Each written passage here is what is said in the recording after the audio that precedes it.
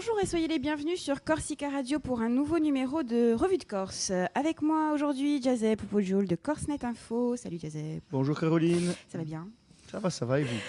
Ça va bien, je vous remercie. Et Jérôme Paoli, le patron de tous les patrons, surtout le mien, directeur de la rédaction de Parole de Corse. Salut Jérôme. Bonjour. Ça va bien? Très bien. Super. Alors cette semaine, pour nous accompagner durant une petite heure, Jean-Martin Mandologne, conseiller à l'Assemblée de Corse, membre du groupe Le Rassemblement, et candidat aux élections législatives. Point d'interrogation. Bonjour Jean-Martin. Bonjour patron. Salut de Yézé. Salut. Bienvenue et merci d'avoir accepté notre invitation. Oui, parlez bien dans le micro. On commence tout de suite avec l'Assemblée nationale qui, pour sa dernière séance, a voté en faveur des ordonnances relatives à la mise en œuvre de la future collectivité de Corse au 1er janvier 2018. Et les députés n'allaient pas s'arrêter en si bon chemin. Ils ont également adopté la loi sur l'assainissement cadastral et la résorption du désordre de la propriété qui, pour faire simple, prolonge de 10 ans l'arrêt Témio. Jean-Martin Mandologne, votre réaction déjà sur ces deux votes et plus particulièrement, êtes-vous sur la même ligne que Camille de Rocazère s'agissant de la collectivité unique? Oui, nous sommes en thèse. Moi, la lecture que je fais de cette dernière session qui marque la fin de la législature, au regard de la Corse, c'est deux événements, dont l'un, de mon point de vue, est beaucoup plus important que l'autre.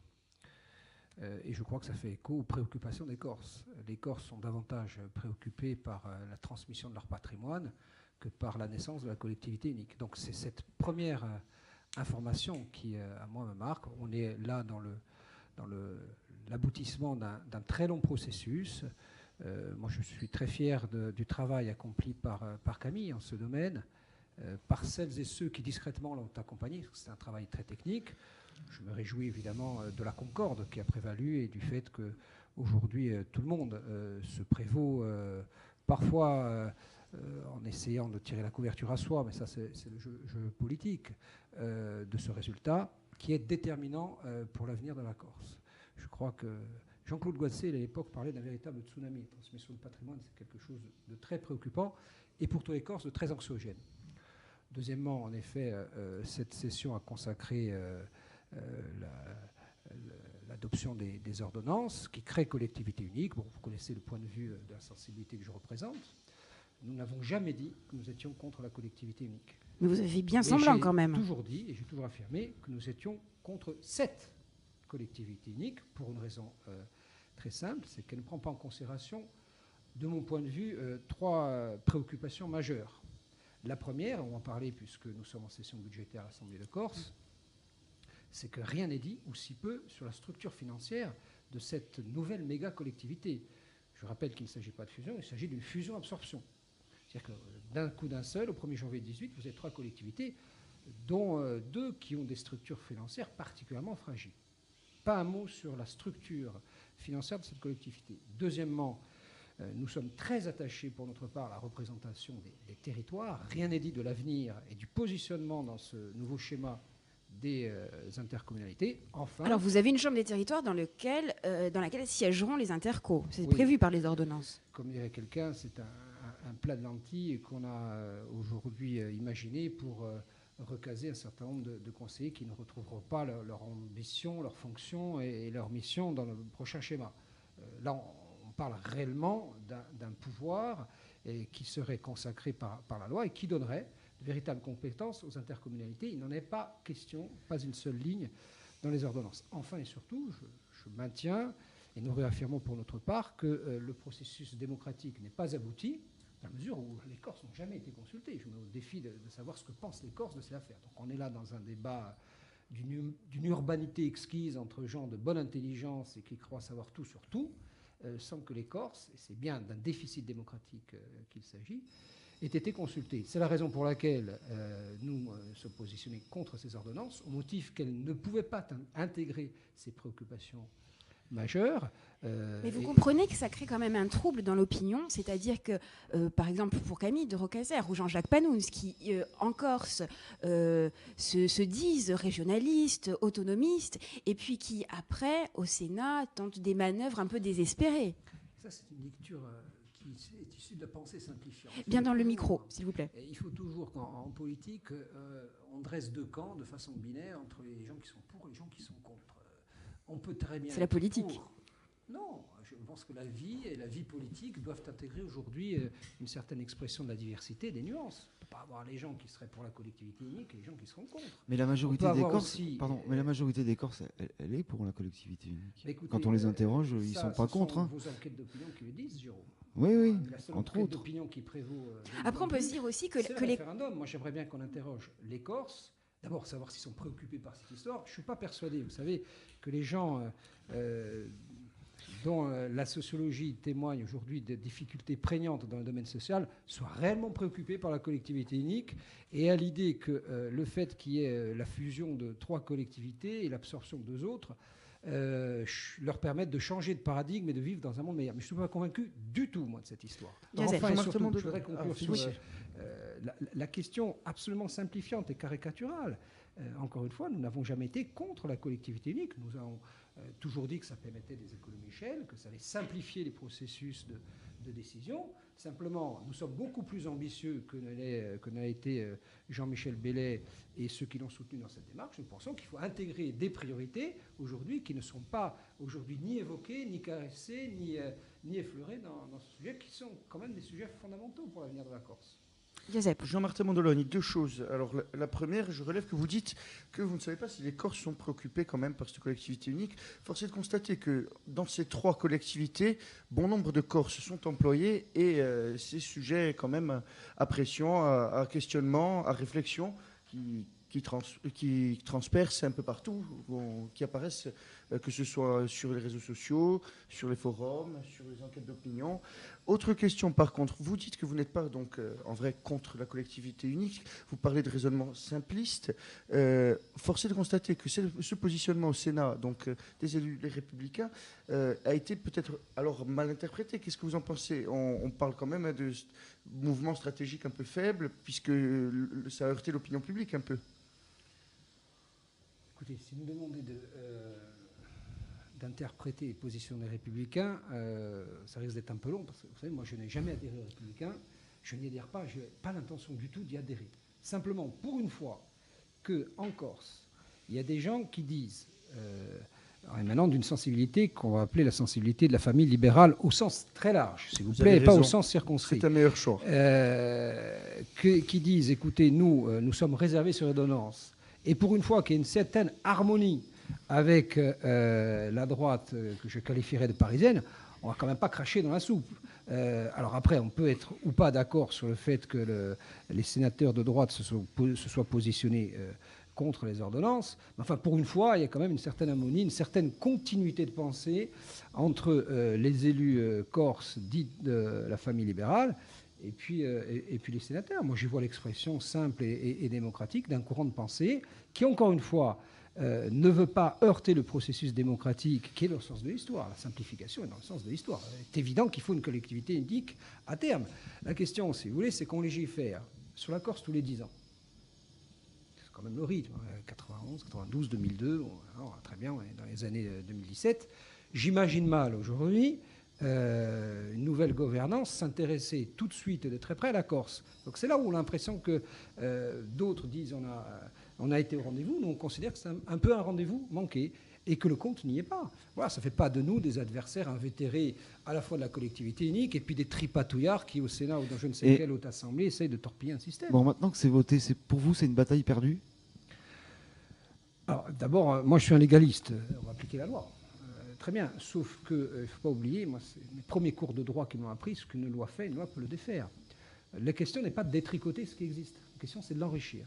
La question que nous défendons les uns les autres à droite, c'est de dire que si le candidat désigné par la primaire gagne les élections, nous devons être en situation de lui proposer très rapidement un certain nombre de priorités qu'une loi spécifique à la Corse doit acter en tenant compte des ordonnances. Le but n'est pas de revenir contre les ordonnances. L'objectif étant de dire, voilà, 1, la fiscalité et les ressources de la collectivité. 2, la représentation des territoires. 3, la question du référendum et de la consultation. Pour nous, ce sont des priorités. Est-ce qu'une loi spécifique peut intégrer cela, tout en tenant compte, évidemment, du travail des ordonnances. Franchement, on dit quoi, les ordonnances? Vous savez ce qu'ils disent? Parce que les gens ne savent pas. Ils disent comment on va organiser la collectivité unique. Mais attendez, c'est très bien. Heureusement que des ordonnances valident le fait que, si vous voulez, vous avez 2 SDIS. Alors, qu'est-ce qu'on fait? On en fait un, on en garde 2. Voilà, vous avez 2 chambres d'agriculture. Bon, qu'est-ce qu'on fait? On en garde une ou on en fait 2? Bon, voilà, je caricature à peine, hein, en vertu de la pensée simplifiante qui vous est chère. Attendez, Jean-Martin, vous pensez qu'un nouveau président de la République, parce qu'il y aura un nouveau président de la République, a priori, oui. A priori, hein, enfin c'est même sûr, il va marquer son empreinte politique nationale par le lancement d'un référendum en Corse. Écoutez, c'est sérieux d'y penser. Non seulement c'est sérieux, mais c'est dans les cartons. Nous ne sommes jamais cachés à droite que nous nourrissions un projet ambitieux pour la Corse et que notre objectif est de créer les conditions pour qu'une fois le président aussitôt élu, il prenne... Il n'y a pas d'autre souci, le nouveau président, à votre avis? Il prenne en charge ce dossier, en effet, en tenant compte des priorités qui seront celles, évidemment, d'une nouvelle gouvernance, dans un contexte de finances publiques absolument délatoire, dans un contexte international, notamment en matière terroriste, absolument inquiétant. Tout l'enjeu est de créer les conditions pour que, dès le début de la législature, on pose ce problème. Ce qui reviendrait à différer le calendrier électoral. Mais si vous voulez, pour nous, l'idée n'est pas en soi d'aboutir à la disparition des conseils départementaux. Et je le dis d'autant plus librement que moi, très très tôt dans le temps, je renvoie à des interviews que j'ai tenues dans ce studio même, vous savez que je ne suis pas un fervent défenseur des conseils départementaux, donc je suis assez à l'aise là-dessus. Mais ce n'est pas une fin en soi que de dire on va tout faire pour que disparaissent les conseils départementaux, parce que, pardon, ça a été quand même la ligne de conduite d'un certain nombre de groupes que je respecte. Et évidemment, pour nous, ce n'est pas une fin en soi. Nous sommes beaucoup plus ambitieux pour la Corse. Et ces 3 préoccupations que je viens d'évoquer à votre micro, il y en aurait d'autres, on ne va pas rentrer dans le détail, sont pour nous extrêmement importantes pour le futur fonctionnement de cette collectivité. Vous savez, on va rentrer ce soir, probablement nuitamment, dans la discussion budgétaire, la question de l'emprunt. Mais la question de l'emprunt ne se pose aujourd'hui que dans le cadre circonscrit de la collectivité territoriale de Corse. Je ne sais pas si vous imaginez le débat budgétaire que nous allons organiser l'année prochaine, dans le même hémicycle, un peu plus étoffé manifestement, si le mode de scrutin est celui qui a été validé par les ordonnances. À la même époque, on ne parle pas de, comme dirait Dominique Bouquet, on parle de caïouchoué. On n'est pas dans le détail, là. On n'est pas dans les marges. On est dans les masses qui sont inquiétantes. Bon, si vous pensez que les ordonnances ont posé correctement cette problématique, si vous pensez que les gens de Boustani vont être bien représentés dans un espèce d'ultra-centralisme ajaccien, vous, mais si d'autres le pensent, tant mieux. Nous réservons le droit de dire ça. Jean-Martin, nous réservons le droit parce que derrière de penser ça, autrement. C'est vraiment dans l'intérêt supérieur de la Corse. C'est pas du tout pour une manœuvre politico-politicienne. Écoutez, l'un n'empêche pas l'autre. C'est pas le genre de la maison. Je sais bien qu'on a aujourd'hui un sentiment de défiance accrue à l'égard des élus, mais est-ce qu'on pourrait, à un moment donné, imaginer qu'il y a aussi des gens qui réfléchissent de façon distanciée, de façon objective, sur des sujets qui sont majeurs? Écoutez, si on pense que c'est démago que d'imaginer qu'il y a un problème dans la structure financière de la collectivité, moi je veux bien être démago. Si on pense que, compte tenu du fait qu'il n'y a pas de représentation des territoires, la ruralité va bien s'emporter une fois qu'il y aura un centralisme ajaccien. Jean-Martin.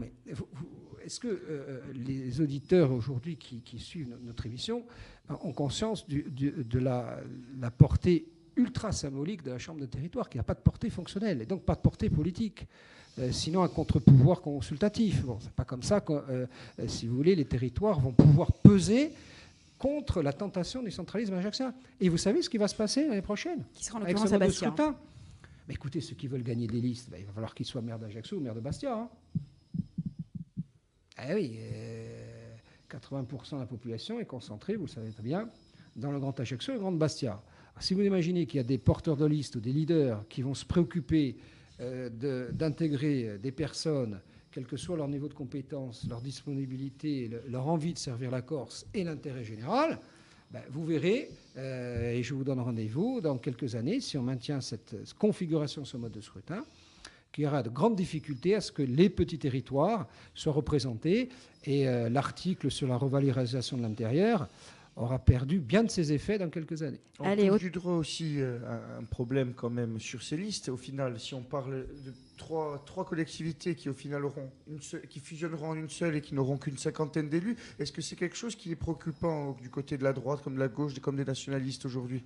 Parce qu'il faut la faire, une liste de 50 élus, ça fait peu de place. Alors, je crois que c'est 63 en tout. Oui. Bon, ce qui ne change rien. Moi, ce qui m'intéresse, et vous, je vous donne encore rendez-vous pour valider cette thèse, c'est que pour gagner ces élections, il faut prendre les bassins de population les plus denses. Donc, il faut être un leader qui a une place assise sur le Grand Ajaccio, le Grand Bastia. Et c'est comme ça que ça va se passer. Et aujourd'hui, la représentation sociologique de l'Assemblée, à moi, m'agrée, parce qu'il y a aussi des gens dont on estime qu'ils ne sont pas très représentatifs, mais qui occupent des responsabilités au sein de cet hémicycle, donc ils peuvent faire entendre une voix. Même si, Caroline, vous avez raison, normalement et théoriquement, lorsqu'on est élu, on est élu au service de la Corse et de toute la Corse. Il ne reste pas moins que lorsque vous avez un élu qui ne vit pas hors sol et qui est représentatif d'un territoire rural, sa voix est quand même entendue et sinon prépondérante, en tout cas prise en considération. Lorsque vous aurez que des gens du Grand Ajaccio, du Grand Bastia dans cet hémicycle, il se passera un peu ce qui se passe à l'Assemblée nationale, la tentation d'être un peu hors sol et d'être déconnecté de certaines réalités. Allez, autre sujet. Jean-Martin Mondelogne, vous posez une question orale au président du Conseil exécutif Gilles Simeone sur les propos polémiques tenus par Corsica Libera sur le statut de résident. Le mouvement indépendantiste prévient les futurs acquéreurs et les professionnels du secteur de l'immobilier de 1. Le statut de résident est légitime politiquement et 2. Des mesures d'expropriation pourront être prises à l'encontre des personnes qui ne rempliraient pas tous les critères de résidence dès que le statut sera applicable. Alors, bizarrement, pas un mot sur les vendeurs de ces biens qui ont certainement le couteau sous la gorge dans un monde manichéen. Le mouvement précise dans son communiqué qu'il s'exprime en tant que composante de la majorité territoriale. Alors, par où commencer, Jean-Martin Mondelogne ? Quelle réponse attendez-vous de Gilles Simeone ? Je rappelle qu'à l'heure où nous enregistrons cette émission, vous n'avez pas encore posé votre question orale. Qu'est-ce que vous attendez de Gilles Simeone ? D'abord, je crois qu'il faut bien distinguer, si on veut faire un peu de pédagogie, la forme du fond. Ma question orale porte sur la forme, elle ne porte pas sur le fond, elle ne porte pas sur le débat qui tourne autour du statut de résident. Moi, je crois que les nationalistes ont eu raison de poser le problème. Sauf que là, il est plus que posé le problème, il est réglé si on lit le communiqué. Oui, réglé est un terme extrêmement bien choisi. C'est bien le problème d'ailleurs. Je crois que ce problème, on a eu raison de le poser. Bon, moi, je reste convaincu sur le fond que la réponse du statut de résident n'est pas une réponse adaptive. D'abord parce qu'elle ne peut pas avoir de valeur légale et donc opérationnelle. Enfin, et surtout parce que je ne suis pas convaincu qu'on a tout essayé avant ça. Et je ne suis pas convaincu non plus des effets mécaniques qu'aurait l'existence d'un statut de résident. Seules quelques études commandées par la collectivité tendraient à le prouver. C'est-à-dire, est-ce que le statut résident résorberait le prix des loyers Je vais répondre. Mais ma question, puisque c'est sur cela que vous interrogez, moi, elle porte sur la forme. Voilà. Elle porte sur la forme. Est-ce qu'aujourd'hui, le président du Conseil exécutif, qui est le chef de la majorité territoriale, c'est lui le chef de la majorité territoriale. Je rappelle pour mémoire les scores des deux listes qui ont fusionné. On est dans un rapport de 19 à 7. Bien. Et le chef de la majorité territoriale, il est, et le président se complaît à le rappeler, dépositaire des intérêts moraux du peuple corse.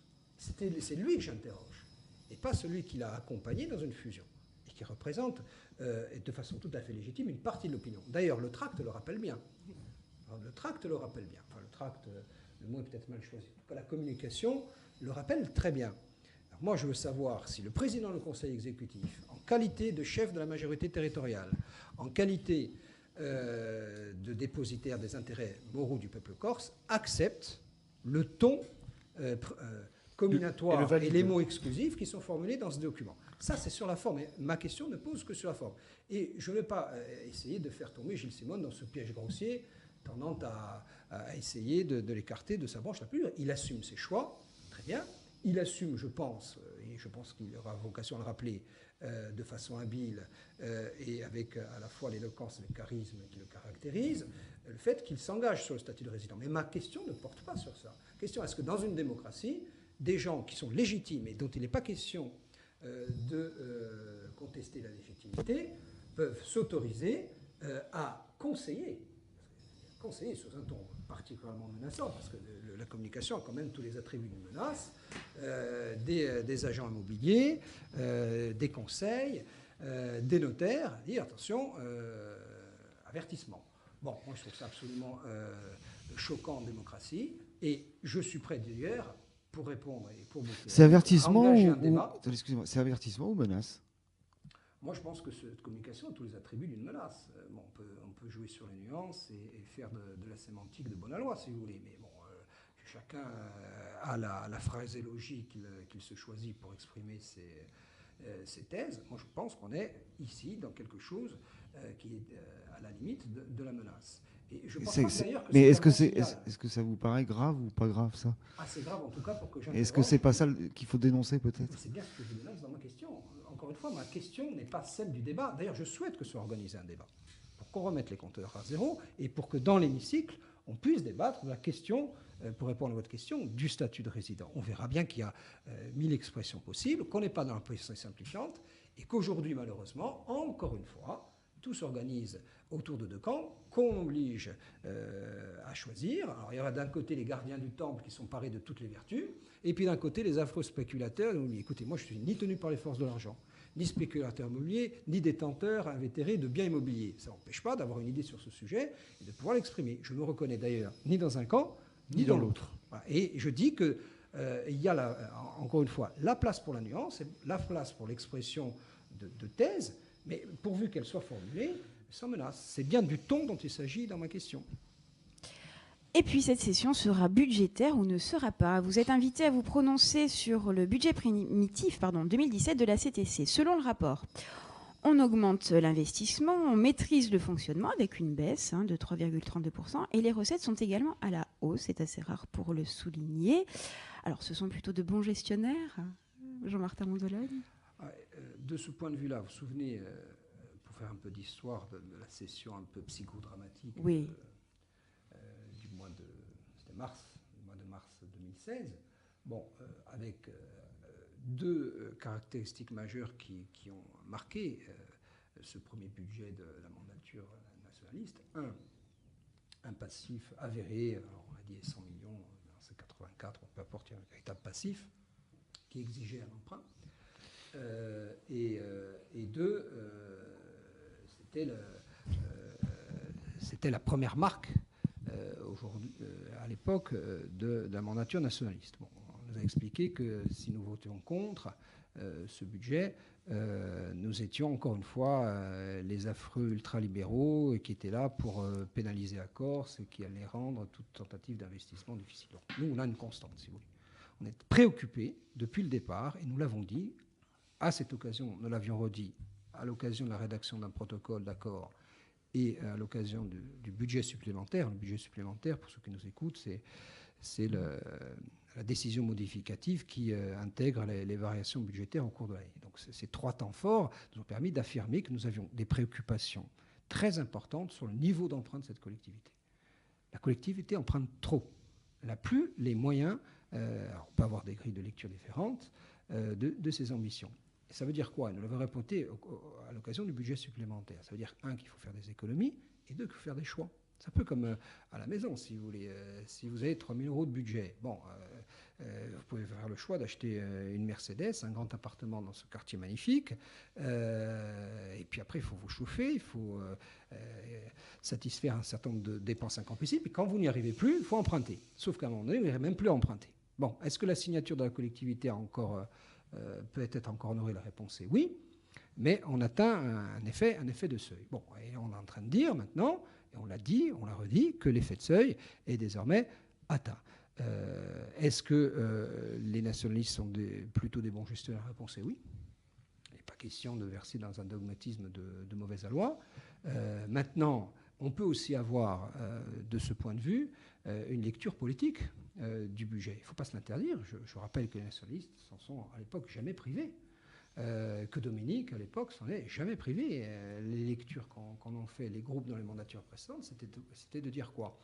Dire, bon, très bien, vous êtes de bons gestionnaires, bon, après, à part quelques observations près, seulement, bon, nous, on n'est pas là pour valider budgétairement la mise en œuvre de vos politiques.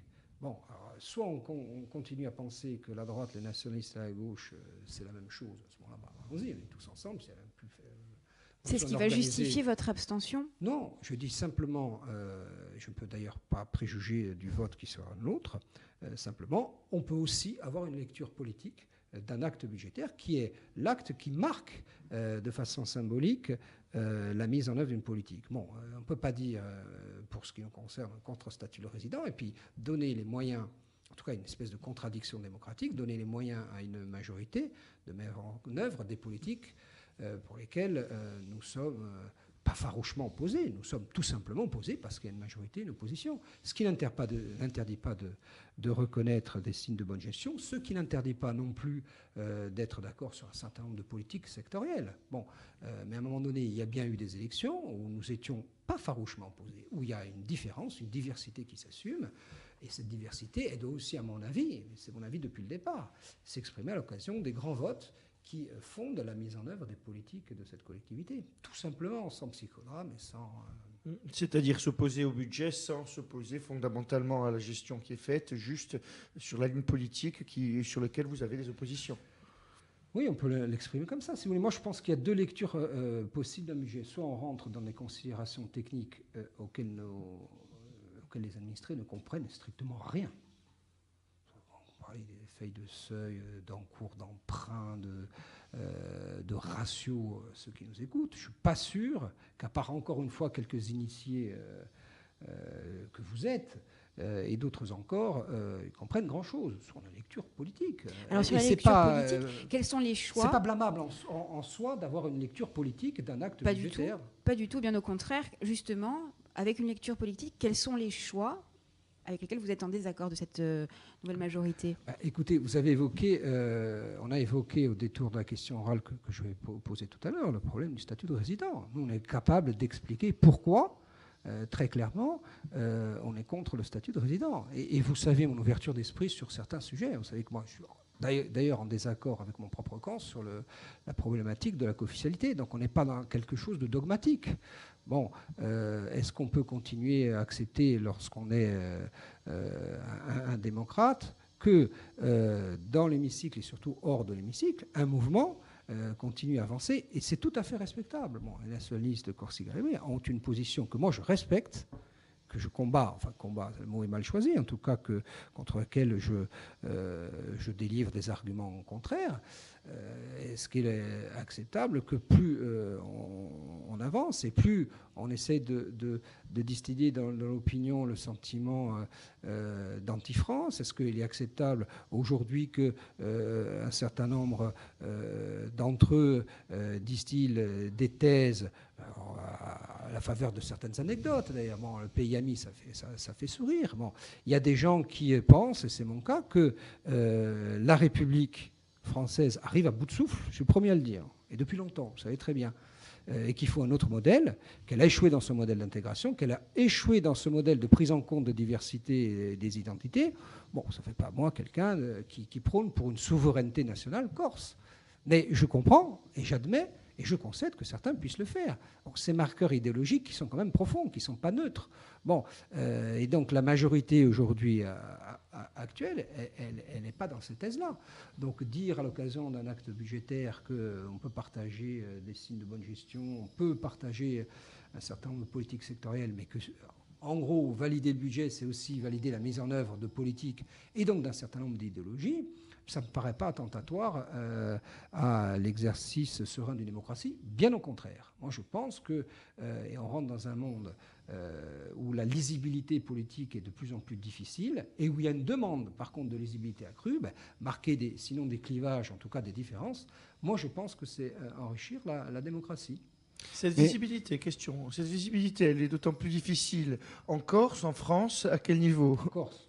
En Corse. En Corse particulièrement, parce que, si vous voulez, le modèle qui prévaut sur le territoire national, c'est quoi? C'est en gros, vous êtes Front National, vous êtes de gauche ou vous êtes de droite. Bon, en Corse, c'est très bien que tout ça explose. Pourquoi? Parce qu'on est dans un territoire composé d'une ruralité qui ne capte plus aujourd'hui démographiquement, mais qui habite toutes les consciences. Nous sommes des ruraux. Il y a une urbanisation croissante des comportements, mais nous sommes des ruraux. Et quand on est rural, on est dans la nuance. Et les modèles plaqués venus des grandes métropoles ne fonctionnent pas. Moi, je suis un fervent défenseur de la diversité. Et la diversité ne peut pas s'opérer à travers des grands partis nationaux. Et vous savez, peut-être vous l'ignorez, mais l'occasion m'est donnée de rappeler que je me heurte, si vous voulez, à cette confusion des genres. Moi, je ne suis pas au Parti républicain. J'adhère à un certain nombre de thèses. Je suis plutôt un libéral. Moi, je crois à l'autorité de l'État. Je crois à la liberté de l'individu. Je crois à un État fort. J'ai reçu en héritage un certain nombre de valeurs chrétiennes. Ça positionne quelque part un peu à droite. Je ne me reconnais pas du tout dans les modèles descendants. Et donc, la diversité, pour vous répondre, est plus difficile en Corse qu'ailleurs, parce que vous êtes sur le continent. Vous êtes républicain, vous n'êtes rien. Donc, en conséquence, est-ce qu'aujourd'hui, avec une majorité territoriale nationaliste actuelle qui peut peut-être changer, est-ce qu'il y aura pas est-ce que ça ne tend pas vers un remodelage de la gauche et de la droite en Corse? Oui, mais très clairement, c'est un amorçage, alors qui ne touche pas particulièrement la Corse. Je vous renvoie à ce qui se passe au niveau des élections présidentielles. D'où ma question tout à l'heure, est-ce que c'est en Corse ou en France qu'il y a particulièrement ce... Mais en Corse, c'est aggravé, si vous voulez, mais on voit bien que... C'est De Gaulle qui disait ça en 1955. L'élection présidentielle n'a pas été faite pour le régime des partis. Les partis ont confisqué l'élection présidentielle, qui est l'histoire d'une aventure humaine en face du peuple. Ce n'est pas l'histoire des partis. Donc on a confisqué ça. Alors, les primaires sont à la fois un exercice de démocratie ouverte, mais en même temps, continue à contribuer à la mainmise des partis. Et en Corse, ça a explosé. Vous voyez bien que les clivages droite-gauche ont quand même beaucoup de mal à fonctionner, sauf, encore une fois, dans les centres urbains. Vous allez à Boustane, vous allez à Volpaio, expliquer républicains et socialistes, machin truc, ça ne le fait pas. Jérôme. Mais pour revenir sur le budget, vous parliez de bonne gestion, vous reconnaissiez ça. Enfin, quand même, on est frappé. Hier soir, je regardais la télévision qui annonçait le budget à l'Assemblée. Il y a 2 chiffres, fonctionnement, investissement. Le fonctionnement, il est monstrueux. Oui, mais il a baissé. Il a baissé, mais de façon symbolique. Mais c'est rare. Est-ce qu'à un moment donné, d'année en année, vous disiez, bon, on ne va pas voter le budget, on va pas... mais c'est quoi vos propositions? Parce que...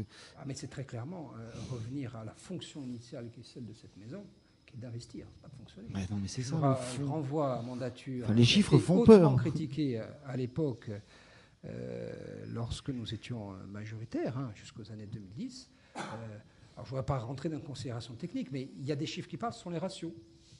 Nous, on est dans un ratio 52-48. C'est-à-dire, quand il y avait 100 euros, nous investissions 52 euros, et il faut bien du fonctionnement pour investir. Et nous consacrions 48 euros pour investir, pour faire fonctionner la machine. Bon, aujourd'hui, les ratios ont durablement été renversés durant la mandature Jacob, et cette maison n'investit plus. Et ça rejoint les préoccupations que nous évoquions en début d'émission, c'est que avec la fusion-absorption qui se profile, notre collectivité aura de moins en moins les moyens d'investir. 5000 salariés, la fusion. 5000 salariés, c'est la plus grosse multinationale du monde. Je vais un peu loin, mais... Ça va faire un mastodonte. Mais peu importe, ce n'est pas la dimension qui compte, c'est la fonction. Est-ce que oui ou non, cette future collectivité va retrouver son job initial? Son job initial, c'est d'investir. Pas seulement au service de la commande publique, au service des équipements infrastructurants qui doivent garantir le développement de la Corse. Bon, je vois qu'on est dans aujourd'hui une succession de feuilles de route, d'ambitions plus ou moins mises en œuvre, qui ont du mal à émerger. Et là-dessus, moi je ne fais pas grief à la majorité de ne pas aller trop vite, parce qu'il y a des inerties qui sont liées au fonctionnement de la commande publique. Mais enfin, on ne va rien sortir, si vous voulez, d'infrastructurants. Nous, pendant la campagne, nous avons assumé le fait que nous privilégions à l'époque un grand axe Bastia-Bonifacio pour mettre la Sardaigne à 1h30 de Bastia et créer un grand espace euro-méditerranéen en mobilisant notamment la Banque européenne d'investissement. Voilà quelque chose de structurant. Après, on est pour, on est contre. Bon, je ne vois rien sortir d'aussi ambitieux aujourd'hui. Il y a une continuité, on va dire, territoriale entre la Corse et la Sardaigne. Il y a le train qui est censé arriver jusqu'à Follet, il me semble. 20 millions d'euros le kilomètre, je sais pas. C'est dans les tuyaux, malgré tout. Donc bon, mais si vous comparez peut-être tout juste 2 ans de mandature avec 24 ans de mandature, vous voyez. C'est Je compliqué. revois ce que j'évoquais. Moi, je suis très modéré sur ce sujet parce que dans toute politique, le temps du jugement ne peut pas s'opérer au terme d'un délai trop court. Ça, je suis absolument conscient de cela. Bon, seulement, il faut considérer aussi que les Corses, comme l'opinion en général, est de plus en plus pressée de voir les résultats. Bon, force est de constater qu'aujourd'hui, il n'y a pas l'ombre de commencement d'un résultat sur des sujets, sinon symboliques. Bon, la politique est faite de symboles. C'est très important, les symboles. Mais pas gagner que. les élections. Mais la compagnie maritime, c'est une réalité, par exemple, non? Ah oui, mais sauf qu'elle n'est pas régionale. Mais ça, c'est l'histoire du verre à moitié vide, à moitié plein. Il faudra expliquer aux gens que de ces MOP, dont une qui va desservir sur le principe de la concurrence. Oui, mais en tout cas, il y a moins de grèves, en tout cas, régionales ou pas. Qui va desservir deux ports principaux sur le principe de la concurrence privée. Il faudra expliquer aux gens en quoi elle est publique régionale. Bon, alors on s'est auto-satisfait chez les uns, on s'est auto-proclamé gagnant chez les autres. Bon, ce qui compte, c'est le résultat. Moi, je suis pour ce modèle qui, en effet, aujourd'hui permet d'organiser une concurrence saine, bien encadrée sur les deux ports principaux, et permet à une compagnie dite régionale, on verra ce qu'elle a de régional lorsqu'elle sera mise en œuvre, hein, on verra, on jugera sur pièce, le soin de desservir les ports secondaires, où là, en effet, l'initiative privée ne pouvait répondre de façon pertinente et criante au cahier des charges. Une critique qui est faite régulièrement, c'est qu'on laisse les ports qui sont viables, à savoir Ajaccio et Bastia, donc au privé, et que l'Assemblée de Corse donc se retrouve maîtresse des ports déficitaires et secondaires. Est-ce que c'est ce dont vous voulez parler? Est-ce que c'est un choix après? Bon, c'est un choix ça équilibré. Se tient, hein, mais... C'est un choix équilibré. Moi, je fais de la politique. Moi, j'assume ça. J'ai toujours dit. Et je pense que le ciel devrait être soumis d'ailleurs à terme au même modèle. Mais en conséquence, où la concurrence, dès lors qu'elle est encadrée, qu'elle est saine, doit être mise en œuvre, et la puissance publique doit être là à l'amorçage et doit se retirer tout de suite. Bon, et là où il y a un déficit, si vous voulez, vous ne pouvez pas remplir des bateaux appropriables toute l'année. Donc il y a bien de déficit. Et donc là où il y a déficit, il doit y avoir délégation de services publics, alors qu'elles sont organisées par des bateaux bleus, jaunes ou rouges, enfin les bleus c'est de moins en moins quand même. Bon, très bien. Mais vous savez, il y a deux préoccupations qui intéressent les usagers. C'est le prix et la fiabilité. Les gens veulent qu'on paye moins cher et ils veulent, quand ils partent en vacances au sport d'hiver, ne pas planter sur le port de Marseille. Donc, si on a répondu à cela, tant mieux, quel que soit le modèle. Force est de constater que le modèle privé, aujourd'hui, répond de façon pertinente, dès lors que c'est encadré, à cette préoccupation. Donc, cette compagnie, pour vous, vous adhérez du coup au système actuel qui est mis en place progressivement? Nous, dès lors que l'initiative privée aujourd'hui répond au cahier des charges que nous sommes fixés, à savoir, 1, des moindres coûts, et 2, une fiabilité accrue sur les ports principaux, nous voyons des avantages. Il ne faut pas les raconter des sornettes, il ne faut pas expliquer aux gens qu'on est dans une compagnie régionale. Vous verrez bien que c'est la compagnie régionale publique, c'est-à-dire ce fonds public, ce qui aurait été une hérésie compte tenu des moyens de plus en plus réduits de notre collectivité, que ce n'est pas une compagnie publique qui est en charge cette fonction de transport maritime. Alors, une réaction maintenant, vous parlez de l'aérien. Avec la décision d'Air France de fermer le comptoir de Calvi, 7 emplois sont concernés. Les personnes seront reclassées ou mutées sur d'autres sites, selon la direction. Mais cette fermeture est justifiée par une baisse d'activité et s'inscrit dans un mouvement de désengagement de la compagnie en Corse. Donc, on touche du doigt toujours le même problème, à savoir les ports et aéroports donc secondaires. On reste un peu dans le même axe. Si vous voulez, cette histoire, on pourra faire de langue de bois. Est-ce qu'il y a trop de ports et trop d'aéroports en Corse? La réponse est oui. Bon, une fois qu'on a dit cela, toutes les majorités sont heurtées au principe de réalité. Ce n'est pas parce qu'il y en a trop que vous les fermez. Voilà. Lorsque vous avez donné l'habitude aux gens de Propriano de prendre l'avion à Figues et de ne pas mettre 3 heures pour arriver à Porrette, et lorsque vous dites aux gens de Balagne qu'ils vont pouvoir prendre un avion à Calvi, on ne ferme pas comme ça. Bon, et il en va des ports et des aéroports par parallélisme des formes de la même argumentation. Donc ça veut dire qu'il faut continuer à maintenir un service public déficitaire, notamment à Calvi. Service public assuré en partie par Air France. Seulement Air France, c'est bien un service public dont il s'agit, mais c'est une compagnie privée dont le métier est sinon de faire du profit, en tout cas de ne pas perdre d'argent. Bon, dès lors, et on ne peut pas reprocher à une compagnie privée de contraindre ses coûts d'exploitation dès lors qu'elle perd de l'argent. La véritable question qui se pose, elle est double à mon avis. C'est est-ce que le niveau de remplissage des avions aujourd'hui justifie la présence d'une grande compagnie comme Air France sur cet aéroport? La réponse d'Air France est non. Et deux, de façon palliative et alternative, une fois qu'Air France se sera retiré, parce qu'à terme, tout ça préfigure le retrait progressif d'Air France sur tous les aéroports déficitaires. C'est déjà retiré. Air France n'a plus de direction régionale en Corse. Personne ne l'a dit, mais c'est une réalité. Oui, et personne ne dit que derrière, en décor de fond, la pérennité d'Air Corsica dépend en partie de la présence d'Air France, parce que Air Corsica a construit son modèle économique sur le support d'Air France dans le modèle. Donc le retrait progressif d'Air France, de façon symbolique en effet, en n'ayant plus une direction de plein exercice, en réduisant les coûts d'exploitation sur les plateformes déficitaires, pose une problématique de fond à laquelle d'abord Air Corsica doit répondre. Alors après, ça pose aussi la question prédominante, savoir si une compagnie régionale est bâtie pour répondre au service public. Mais c'est des questions qu'il va falloir poser dans le temps. Moi, je suis un libéral. Moi, je considère que ce qui doit aujourd'hui prévaloir, ce n'est pas la couleur des avions et des bateaux. C'est la qualité du service à l'usager. Voilà. Alors, on va rester à Calvi, Jean-Martin, si vous le voulez bien. Parce que c'est la deuxième circonscription d'Haute-Corse. Oui, j'ai oublié. Alors, il ira ou il ira pas aux élections législatives? Mais écoutez, si vous faites la synthèse des propos que je vous ai tenus ce matin... Il est tôt. Alors il est tôt. Qu'est-ce que j'ai dit? Moi, j'ai dit que la vie, elle était diverse et que la politique, elle était l'expression de la vie. C'était l'expression de la diversité. Donc, est-ce que je suis un type de droite? La réponse est catégoriquement oui. Je ne suis pas devenu nationaliste. Je ne suis pas un type profondément empreint de valeurs de gauche, encore que je me situe plutôt comme un gaulliste social. Gaulliste, ça veut dire que moi, je ne reconnais pas la légitimité, et en tout cas l'hégémonie ou la prédominance des partis. Ça fait de moi quelqu'un de libre. Quelqu'un d'ailleurs capable de dire de façon très libre ce qu'il pense, y compris quand le camp d'en face a raison, et donc pas enfermé de façon dogmatique dans une espèce de geôle idéologique.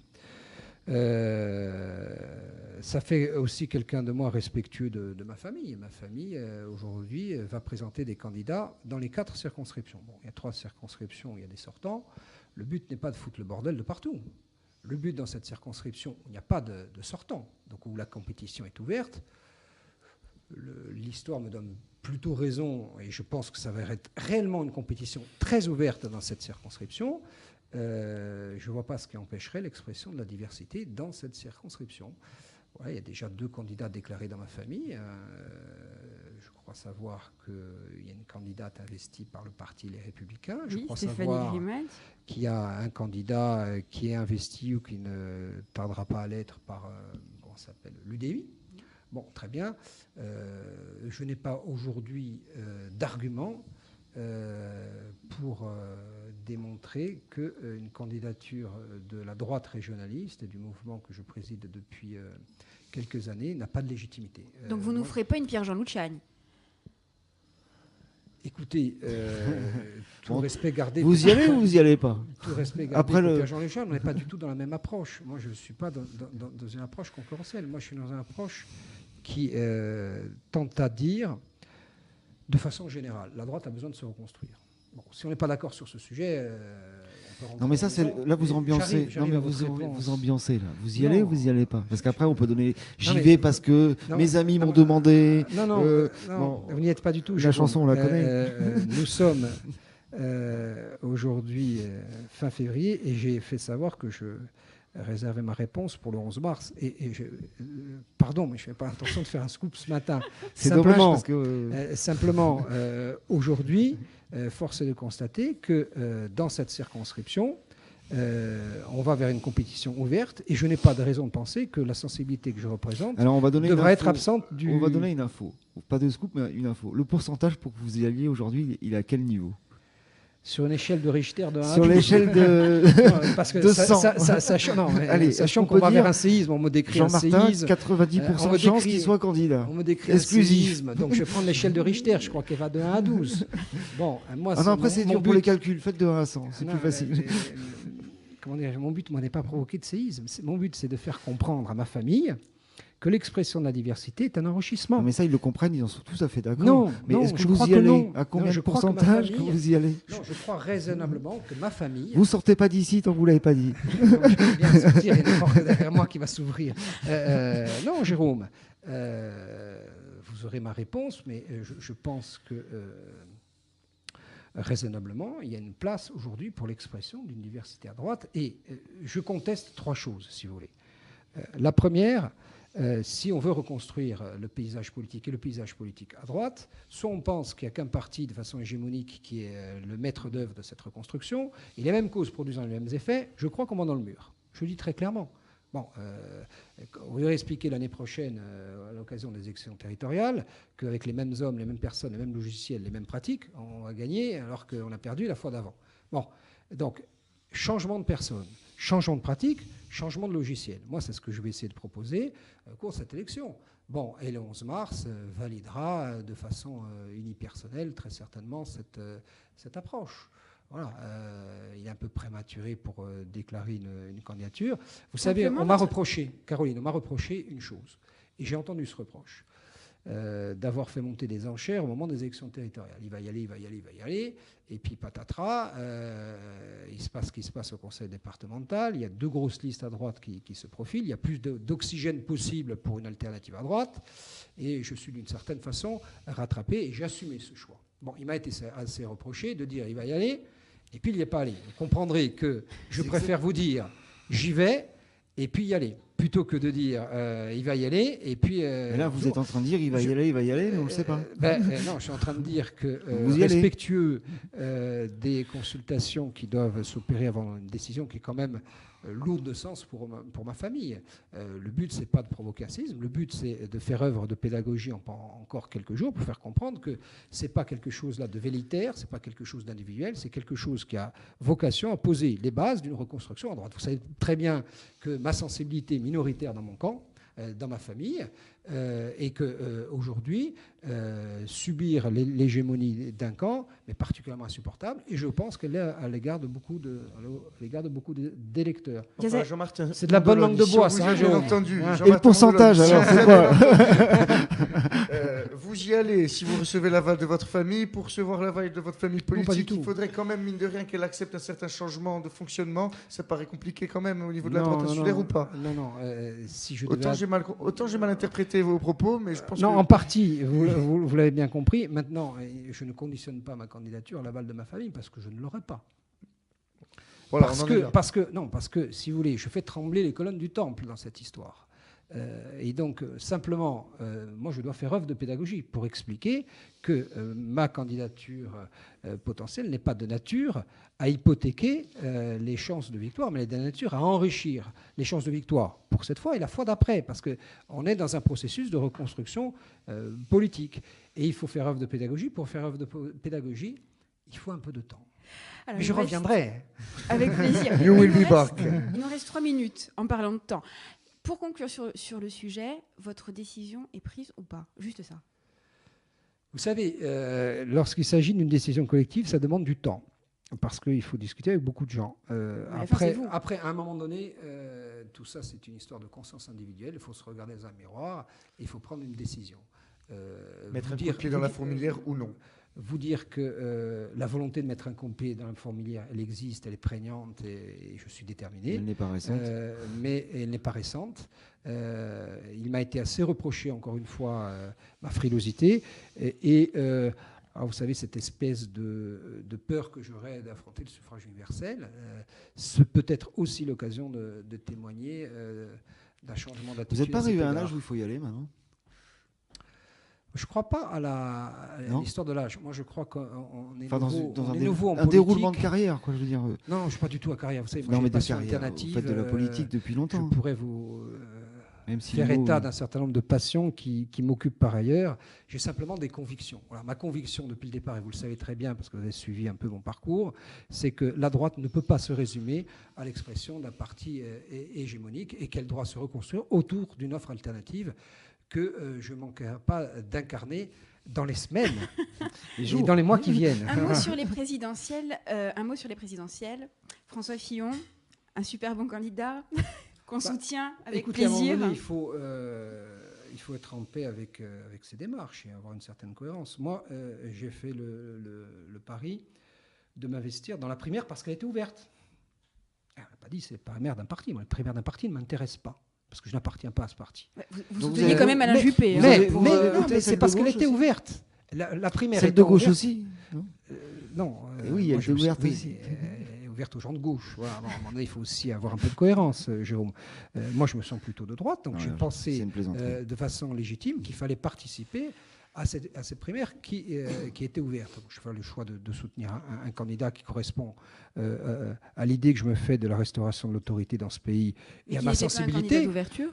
qui est d'un gaullisme social de centre droit, en dépit du reste des oppositions que j'avais avec lui sur un certain nombre de sujets, notamment sur la place de la Corse, la diversité des territoires. Bon, peu importe, ce candidat a perdu, mais j'ai signé une charte, c'est-à-dire, bon, il y a une primaire, on soutient le candidat. Bon, alors Fillon, pas bon. Moi, les interprétations qu'on fait de la moralité de François Fillon me laissent un peu dubitatif. Il n'en reste pas moins que ça pose un problème, qui est celui du rapport à l'argent. Et de la moralisation de la vie manifestent politique. certains élus, de la moralisation de la vie publique. On ne peut pas raconter aux Français que, quelle que soit l'activité de sa femme, de ses enfants, etc., on gagne des sommes astronomiques pour les Français. Les Français gagnent, pour la moitié d'entre eux, moins de 1 800 € par mois. Et on a parlé de sommes qui sont 5, 6 000, 7 000. Enfin bon, c'est des choses qui témoignent en effet à un moment donné que certains élus sont un peu hors sol. Bon, ceci étant dit, moi je crois à la détermination de ce candidat. Je crois qu'il peut gagner. En tout cas, il aura mon soutien. Moi, je conditionne quand même, non pas mon soutien, mais en tout cas ma détermination à le soutenir, au fait qu'il déplace un peu le curseur vers le centre. Je ne partage pas l'idée que le modèle tchatchérien soit aujourd'hui celui qui peut sortir la France d'un certain nombre de dangers qui le guettent. Et en 30 secondes, Jean-Martin, vous vous sentez bien dans ce groupe de droite à l'Assemblée ?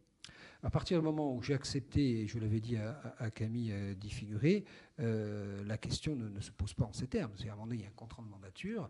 Contrat de mandature, c'est-à-dire on accompagne à un moment donné un mouvement. Je me sens bien dans un groupe de droite. Je ne fais pas secret de ma sensibilité qui est particulière. Du fait, et je vais vous faire une révélation, que je suis claustrophobe, donc plus on m'enferme et plus j'ai vocation à sortir.